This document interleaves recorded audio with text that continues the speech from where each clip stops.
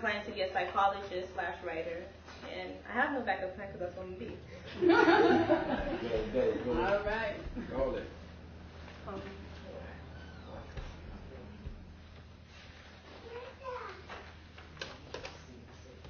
The first piece I'm reading is called Brother House. She was our 20th girl to come in. You can tell she was from the city. Her clothes were tight, not like our loose, long-flowing skirts. She just wouldn't answer him. Why wouldn't she just answer him? Is that understood? Asked Brother House. No. Her face was red, and she looked like Lucifer was in her soul. It's no, sir, or yes, sir, he said, screaming into her face. He looked like a frog from a cartoon movie. She just kept looking him dead in the eye with no fear. She'll learn soon enough. You will answer when spoken to, you little gangster. Stares don't scare me. He kept screaming. She kept staring.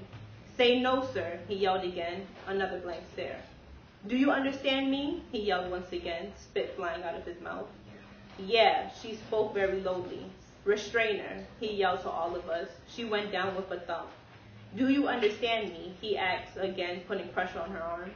Yes, sir. You can see the hate that filled her now with pitch black eyes as she answered. Now, was that so hard? He said as he got up.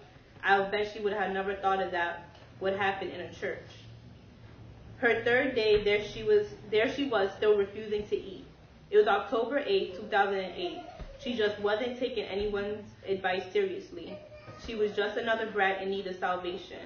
Only if she was straightened up, though. I don't understand how she wasn't hungry. After carrying 2 sacks of hay up the hill and shoveling horse manure, you would be starved. She just couldn't take it, she kept saying. While I expected it, I didn't know he would do something like that. But he did. He kept asking her over and over and over, why won't you eat? And isn't our food good enough? And you don't like my daughter's cooking? He just kept yelling. Then he just smashed a plate of biscuits and gravy into her face. Nobody expected it. Now eat what's left on the plate, he screamed at her. She ate it and threw up. Now get out of here, he screamed to me and Ashley. You're lucky I don't make you eat your puke, he screamed at her. Ashley and I took her to the bathroom. We both started crying as we helped her clean her face. She just smiled. I don't know why. Was she a bit crazy? Her mouth was bleeding, probably from the way the tray hitting her lip into her purple braces. A face full of gravy and a lip swollen with blood. What was there to smile about? October 18, 2008. She gets saved. By her 3rd month with us, she was a pink shirt in the kitchen. Everything had been going well. No more food to the face and no more restraints. Lots of push-ups for back talk, but that's it. Then kitchen help got slower. She had schoolwork to do and secrets were coming out. She never really did anything wrong. Just went by what she thought was right. Unfortunately, at Circle of Hope, nobody's thoughts were right except God's and Brother House's.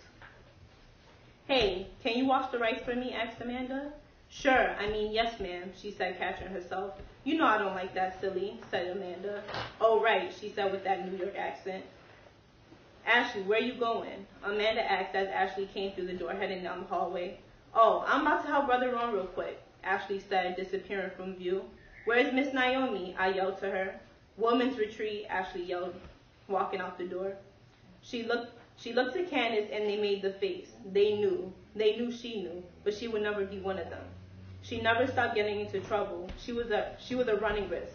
She was being snitched on for things she really had no part of. Secrets were unveiling about the girls, but all along there were secrets within the staff. So many dark, sinful secrets. They gave her punishment after punishment. She would start them off, testing Brother House. I guess she felt his thoughts weren't right. He kept yelling and screaming. You're falling, young lady, you're falling. We could hear everything downstairs. We were surprised he never demoted her. But maybe he liked her. Maybe he didn't. Maybe it's because there were only 2 black girls and the other would say something. Maybe it's because he knew she knew. Nobody really knows. Brother House ran everything. Nobody really knows if he was saving us for the money or for good Samaritans. Maybe he committed sins he needed to wash away with works, even though Baptists didn't believe that. He put us through hell, though, just so we could get our foot into heaven. February 10, 2009, she was saved the worldly way.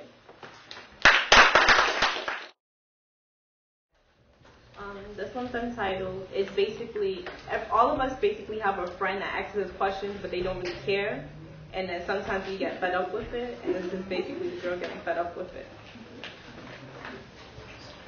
Why must you go through pattern after pattern? Her friend asked, probably not even concerned. I don't know. Maybe I do it because it's never enough. The start is perfect, but then I'll find a flaw, and when I find one, I find another, and then another. Yes, I don't know. Just leave it alone. Just one, then two, then three, and then I just leave. I don't know. I just don't know. Go away. She paced and hit her head on the door. Okay, the friend says quite nonchalant. She starts walking in circles, then bangs her head on the desk. You know what? No. I refuse to change. Everybody out to change me. Do me a nice favor and just change yourself. Because you know what? I do it for a reason. I run because it's a race. I cheat because it's a game. I laugh because it's a comedy. Then I finally cry because in the end, it's nothing but a tragedy. Yes. I will never be like everybody else. And I guess y'all just need to accept that. Until everyone does, it doesn't matter if y'all do. Because me, I'm always going to be me. And you know what else? My hands out the cookie jar. Her phone rang, informing her of a text message. She stares at it, shuts her phone, stares at it again, and then replies to it. She murmurs, flip this nigga. I'm a rolling stone. Wherever I take my kicks off is my home.